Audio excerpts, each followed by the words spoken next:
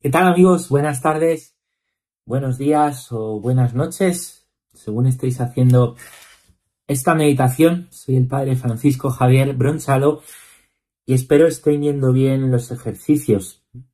Ya sabéis que nosotros pues tenemos sentidos que son físicos: la vista, el oído, el gusto, el tacto, el olfato, y que nos ayudan a percibir la realidad material que nos rodea para poderle dar un sentido, elaborar conceptos, decidir con el entendimiento qué tenemos que hacer y llevarlo a cabo con la voluntad. Pero tenemos además sentidos que son espirituales para captar las cosas del espíritu, las cosas del alma. Somos cuerpo y alma. Por eso San Bernardo, que es un místico maravilloso en el siglo XI, explica que también tenemos sentidos que son espirituales. Es decir, se puede tocar a Dios. Hay un tacto espiritual, un olfato espiritual que permite percibir el buen olor de Cristo, que dice San Pablo. Hay también un gusto espiritual, y verás que las cosas del espíritu te van gustando cada vez más y vas entendiendo, y lo que al principio era amargo después se hace dulce, igual que el pueblo de Israel echó un madero en el agua amarga y se hizo dulce para poderla beber. Pues cuando uno va entendiendo la sabiduría de la cruz, llama San Pablo, del madero de la cruz, lo amargo se va haciendo dulce. Hay también una vista espiritual y se puede ver a Dios y reconocer a Dios y las palabras que Él nos pone, y también escuchar a Dios. Por supuesto, hay un oído espiritual. Pero claro, ¿qué pasa? Que igual que si tú no entrenas el cuerpo se pone fofo. Igual que si los sentidos no los ejercitásemos, si por ejemplo viviésemos en una cueva a oscuras y dejásemos de ver, cuando saliéramos de esa cueva, nuestra vista estaría atrofiada, tendríamos otra vez que acostumbrarnos a ver, aprender a ver. Pues pasa lo mismo, igual si no ejercitamos y cuidamos los sentidos espirituales, también el alma se pone fofa. Este es el motivo por el cual meditar, rezar, puede desanimar a muchos al principio, porque les cuesta, porque no estamos acostumbrados. Me pongo a rezar y me aburro, me pongo a leer la palabra y no la entiendo, y ahí puede venir un desánimo en el cual pues muchos se queden. Y por eso, pues igual que si yo quiero subir una montaña, lo que tengo que hacer es entrenar un poquito cada día, y con el tiempo lo que parecía imposible lo he hecho y he subido esa montaña.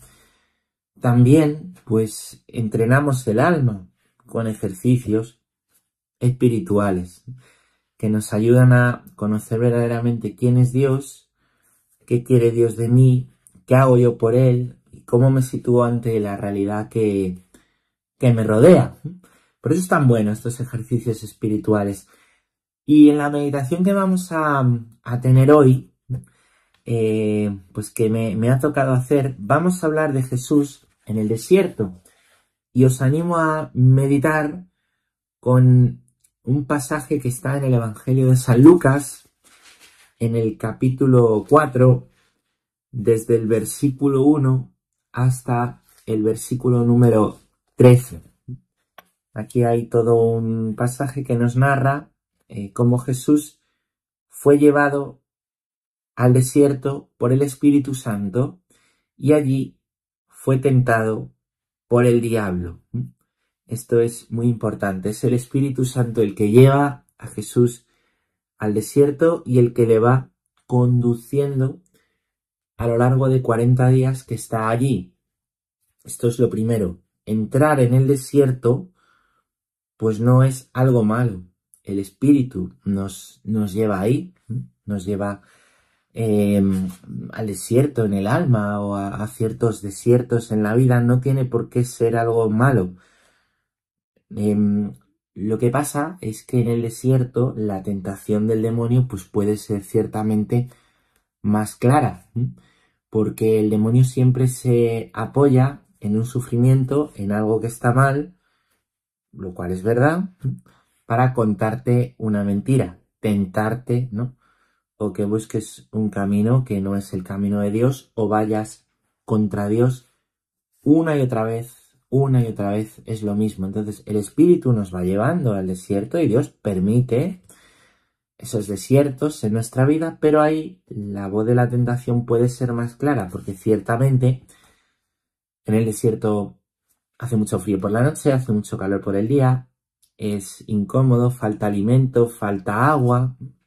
¿Qué quiere decir esto? Pues que son condiciones difíciles. Entonces, en medio de condiciones objetivamente difíciles, podrá venir el demonio a decir, mira cuánta hambre tienes, mira qué mal descansas, mira qué mal te va la vida y qué bien le va a las de los demás, mira tú qué tanta fe tienes y fíjate, no tienes la vida que tiene el otro, mira lo bueno que te he dicho a ti que es Dios y sin embargo fíjate que estás fastidiado porque te va mal la economía, te va mal el trabajo, te va mal con los hijos, te va mal el matrimonio, te va mal esto, lo otro, ¿no?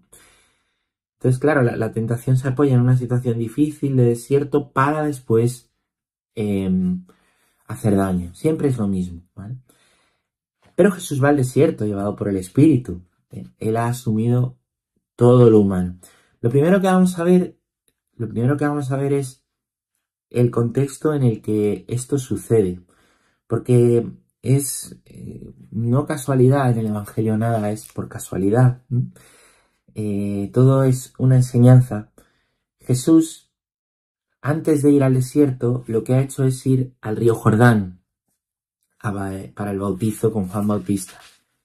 Y después de lo que de que el Señor ha vuelto del desierto, lo que va a hacer es que va a ir a Galilea y va a llamar a los primeros discípulos. Esto lo podemos leer en los Evangelios. Y fíjate, ¿por qué te digo que esto es no casualidad y hay una enseñanza en este tiempo de desierto? Jesús, el río Jordán, el lugar en el que se bautiza, donde cree la tradición que se bautizó y si has ido a Tierra Santa, ese es el lugar donde harás la renovación de las promesas del bautismo, ese lugar en el que Jesús se ha bautizado, pues está, fíjate, muy cerquita del Mar Muerto. El Mar Muerto está en una gran depresión y es el punto más bajo de manera natural que hay en la Tierra. Está por debajo de los 400 metros, casi bajo el nivel del mar. Entonces, claro, aquello se llama Mar Muerto porque ciertamente está muerto. Ahí no hay vida, porque el río Jordán desemboca ahí, pero ya no sale. Y claro, el calor que hay, eso también está en el desierto, pues hace que aquello sea como una olla. Ahí no fluye el agua va a morir ahí, se va evaporando, tanto se evapora, pues como una olla, que el nivel de sal es tremendo, por eso cuando te bañas ahí te dicen que no abras los ojos bajo el agua. Craso error hacerlo, yo lo hice, bueno, tienen ahí unas duchas para darte agua rápido, ¿no? Y claro, es el Mar Muerto. Entonces fíjate que Jesús eligió bautizarse junto al lugar más bajo que hay en la tierra. Esto es, que Jesús geográficamente desciende a un lugar muy bajo, pero también hay un sentido espiritual, que es que Jesús baja al punto más bajo también de nosotros, a la mayor depresión que hay en tu vida, al punto de mayor sufrimiento. Es decir, Dios, al hacerse hombre, Jesús, al encarnarse, ha querido asumir todo lo humano.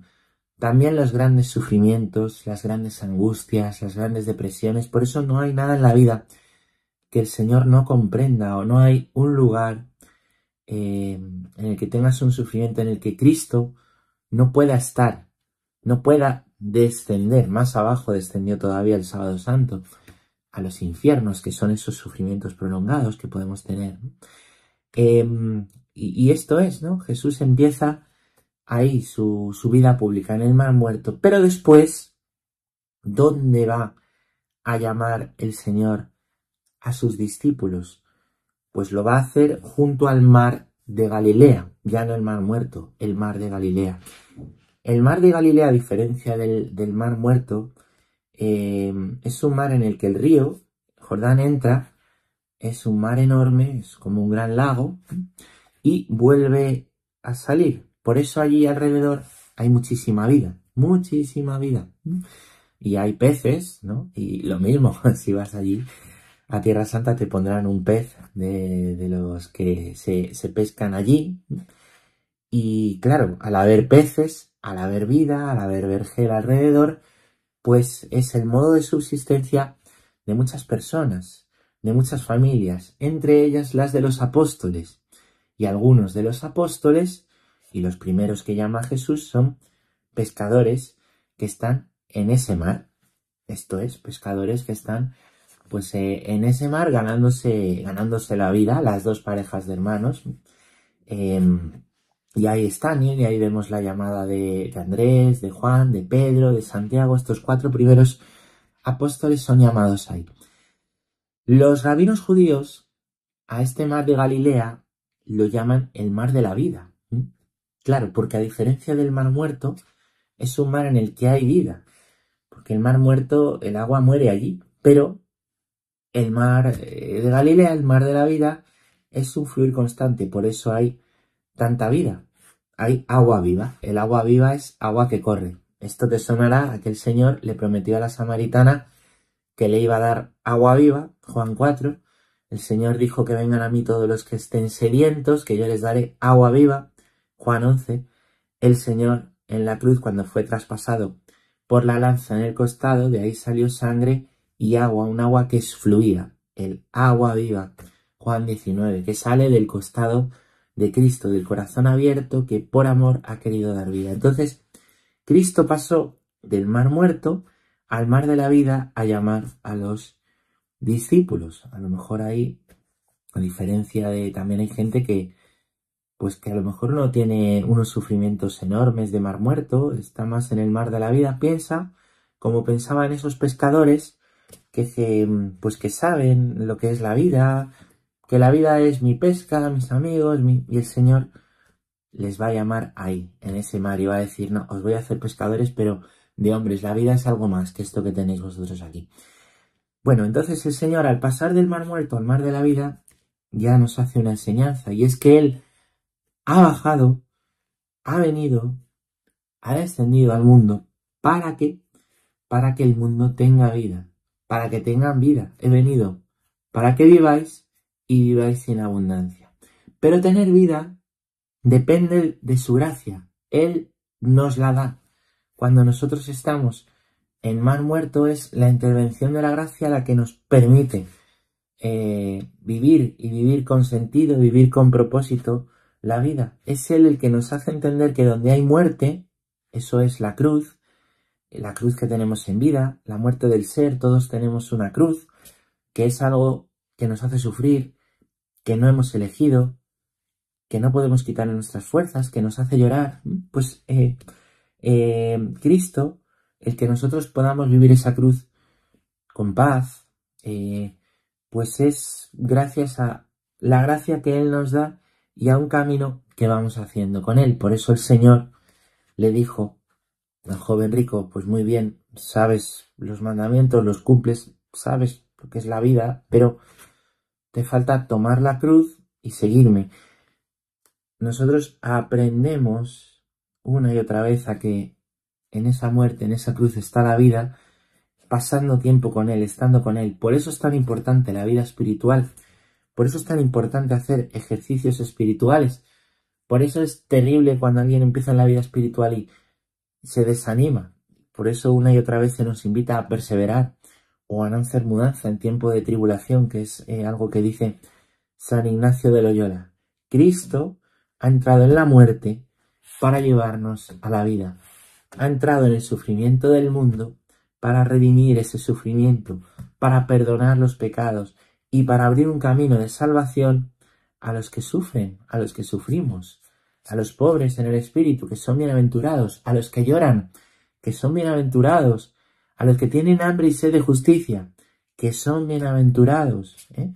Esto es, dichosos vosotros cuando lloréis, cuando vengáis hambre de sed, hambre y sed de justicia, dichosos vosotros cuando os persigan. Cristo ha entrado en todo eso para darnos vida, de manera que todo eso se ha convertido en un lugar en el que podemos encontrar al Señor y se ha convertido, como dice Santa Rosa de Lima, una santa peruana, en una escalera al cielo. La cruz es la escalera al cielo. La cruz es gloriosa porque está ahí el Señor.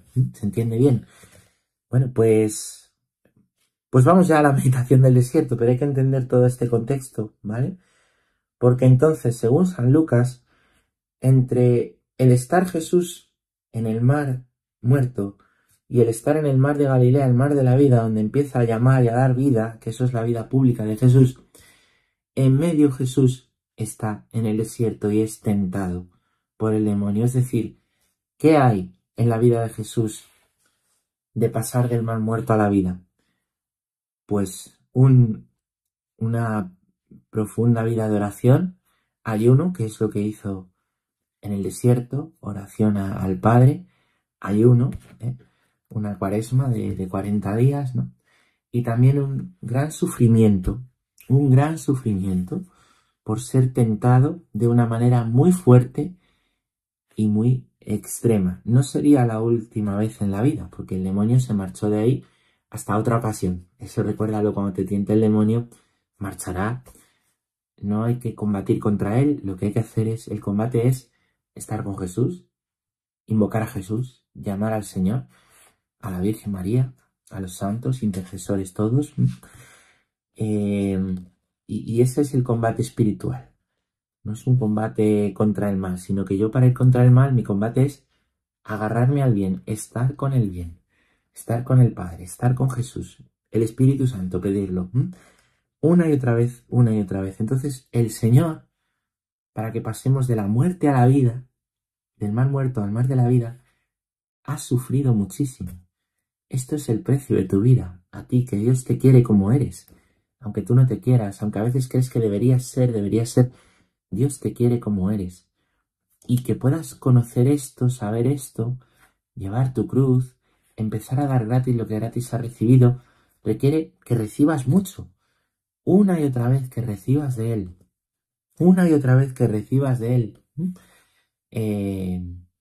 Y bueno, pues ahí verás que hay sufrimientos que vienen, ciertamente, y dificultades que se presentan, ciertamente, ¿no?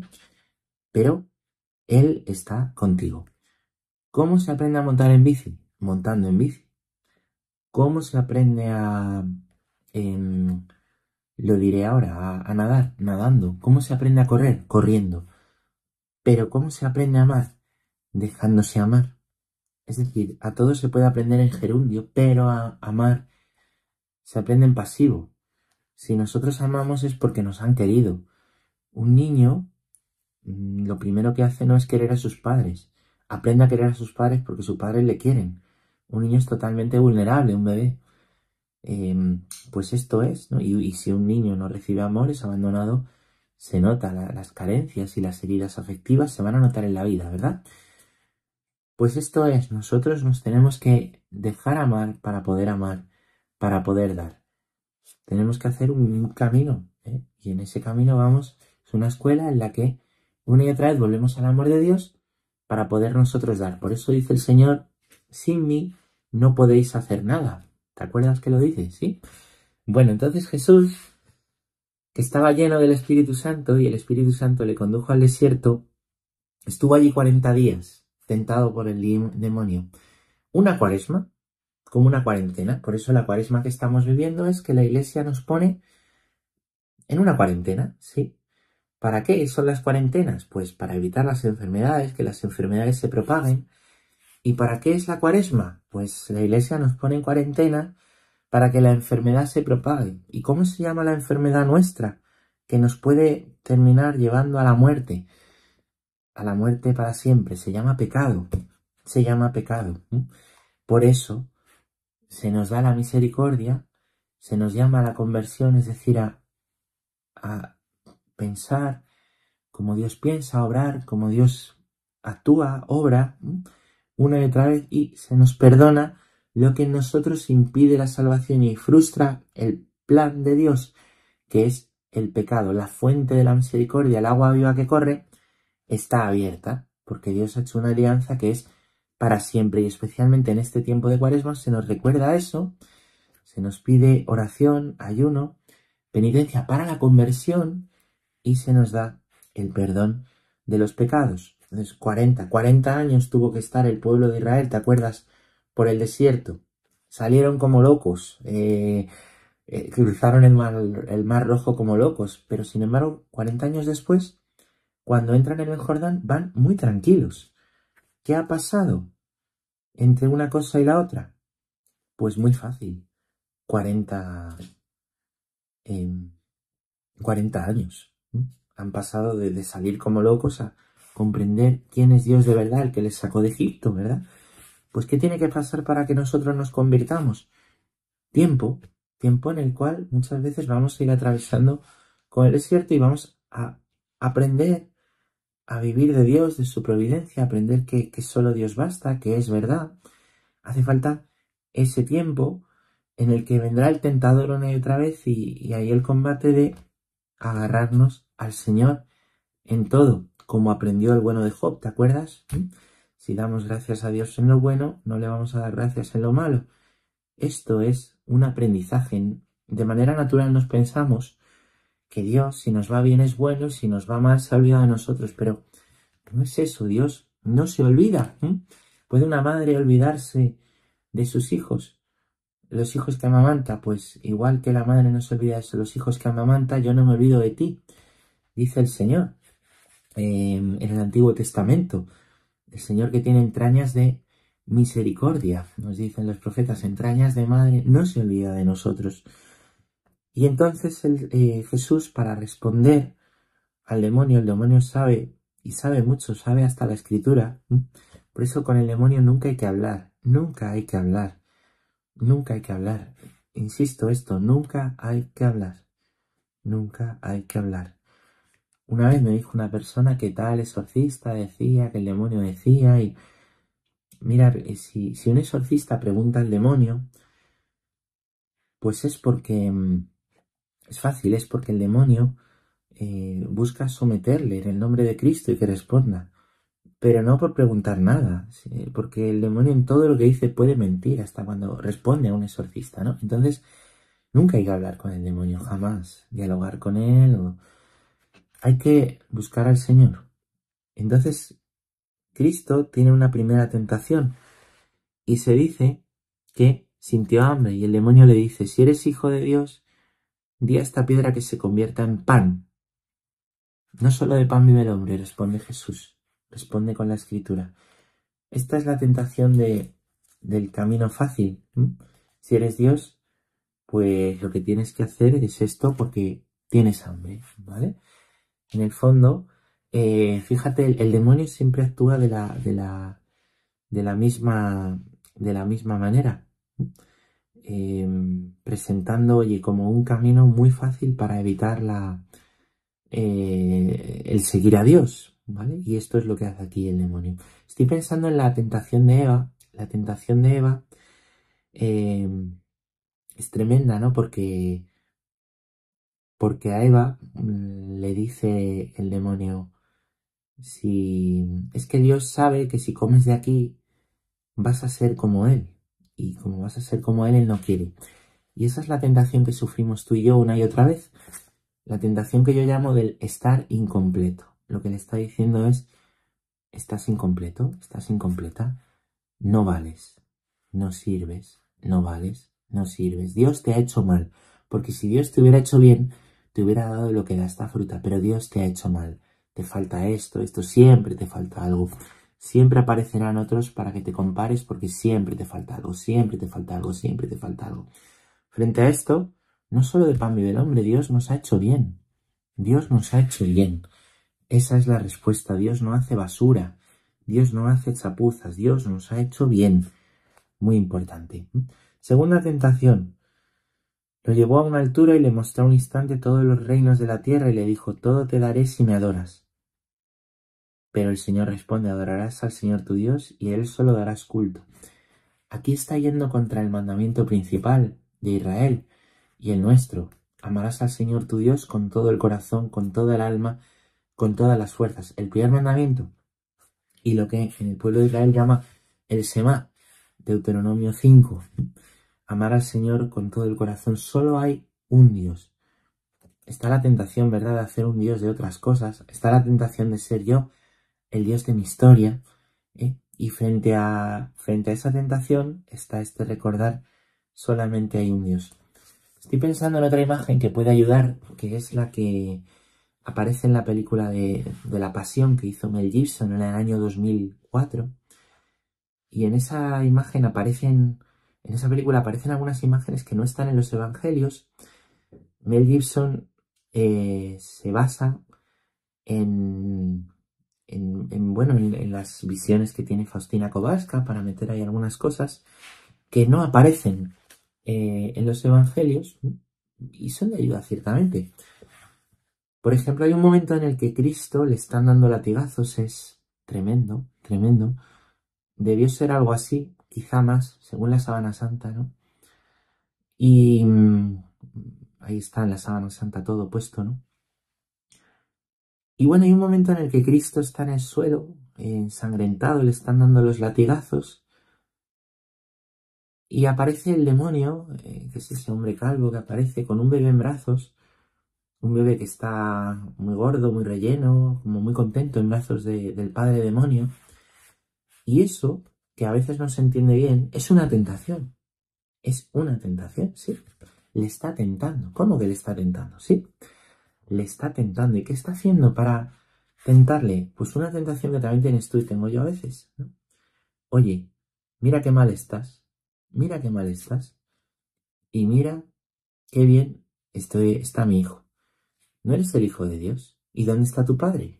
Mira, Dios cómo trata a sus hijos. En cambio yo, mira este hijo mío. Mira este hijo mío. Los que me adoran a mí y los que son mis hijos, qué bien les va. ¿Y tú? ¿No era Dios tan bueno? ¿Dónde está? ¿A qué sucede? Esa es la tentación que está teniendo aquí Jesús. Adórame a mí, que te va a ir mejor que si adoras a tu Padre. Adórame a mí, que estás en el desierto, que tienes frío, que tienes sueño, que tienes calor, que estás incómodo, que no seas fiel. Adórame a mí. Mira qué bien le va al que me adora. Y frente a esto, el Semá. El Señor es uno, solo le adoro a Él, tú no eres Dios, ¿no? Eso dice Jesús. Que después recibe la tercera tentación y la última. Le lleva al alero del templo. Si eres hijo de Dios, tírate de aquí, porque, y cita la Escritura, a sus ángeles te encomendará para que te guarden. Pero el Señor responde, no tentarás al Señor, tu Dios. Esto es, ¿no? Le lleva al alero del templo. Fíjate que el Señor, en otro lugar, cuando ya deciden matarle, una de las cosas que a los judíos les repatea, a los fariseos, quiero decir, porque no todos los judíos van a matar a Jesús, ¿no? Y ahí está San Juan, al pie de la cruz, la Virgen María, ¿no? Creyentes. Una de las cosas que repatea a estos fariseos, que van a querer matar a Jesús, es que dice, esto que veis no quedará piedra sobre piedra, refiriéndose al templo. Está profetizando la destrucción del templo que ciertamente aconteció en el año 70 por las tropas del general romano Tito. Y fíjate que pues que después dice el Señor, destruid este templo y lo reconstruiré en 3 días. Y ahí ya no está hablando del templo físico, está hablando del templo de su cuerpo, de que iba a morir, iba a resucitar, iba a pasar de la muerte a la vida en 3 días, ¿no? Entonces el templo es como ese lugar de grandeza. Pero el Señor aquí nos está diciendo y nos está anticipando que Él es Dios. No tentarás al Señor tu Dios. Es decir, estás tentando a Dios. El templo ya no es este en el que me tienes aquí subido, que un día no quedará piedra sobre piedra. El templo ahora es el templo de mi cuerpo. Y yo voy a morir y voy a resucitar. Por ellos, para salvarles, por los que sufren, por los que lloran, por los que están tristes, por los que les va mal, por los que... Y eso es lo que más duele. No sé si esa es la palabra adecuada. al demonio, que sabe que está perdido, que sabe que ha perdido, que Cristo ha vencido a la muerte. Vamos a celebrarlo esta Pascua, vamos a volver a renovar esas promesas del bautismo que un día habíamos, dijeron nuestros padres y padrinos si éramos pequeños, o nosotros mismos si somos mayores en el bautismo. Vamos a volver a decir: creo en ti, Señor, que eres Padre, que eres Hijo, que eres Espíritu Santo. Creo en la Iglesia, camino de salvación, en el que vivo el camino contigo. Creo y renuncio a ti, Satanás, y renuncio a ti y a todas tus seducciones y a todo lo que me presentas. Eso es volver al primer amor, lo que vamos a hacer en la Pascua. Decir: solo hay un Dios y rechazo al demonio. Lo vamos a volver a hacer. Y poder decir eso bien requiere prepararnos bien. Por eso, como vivas la Cuaresma, como estés viviendo la Cuaresma, será como vivas en la Pascua. Externamente todo vamos a responder lo mismo la noche de Pascua. Pero internamente, con los sentidos espirituales, según te hayas preparado, responderás en esa noche y vivirás lo que el Señor quiere de ti, que es ser cristiano. ¿Cuál es mi vocación? La concreta yo no la sé, pero la que tienes, como la mía, Dios quiere que todos los hombres se salven y lleguen al conocimiento de la verdad, que seamos cristianos de verdad y siguiendo a Cristo, único camino, única verdad, única vida que nos salva, podamos nosotros también estar con Él. Solo hay un templo, es el templo de Cristo, el templo cuya cortina está rasgada. Podemos tratar de tú a tú con Él, el templo del que emanaba agua del lado derecho, la fuente de agua viva, la fuente de gracia que tenemos de Cristo en la cruz, una y otra vez, y a la que volver. Pues que el Señor nos ayude. Te animo con esta meditación que puedas hacer un buen examen de conciencia para acudir a confesar antes que llegue la Pascua, a ir bien preparado a celebrar eso, que Cristo ha muerto y ha resucitado para salvarnos. Gloria al Padre, al Hijo y al Espíritu Santo, como era en el principio, ahora y siempre, por los siglos de los siglos. Amén.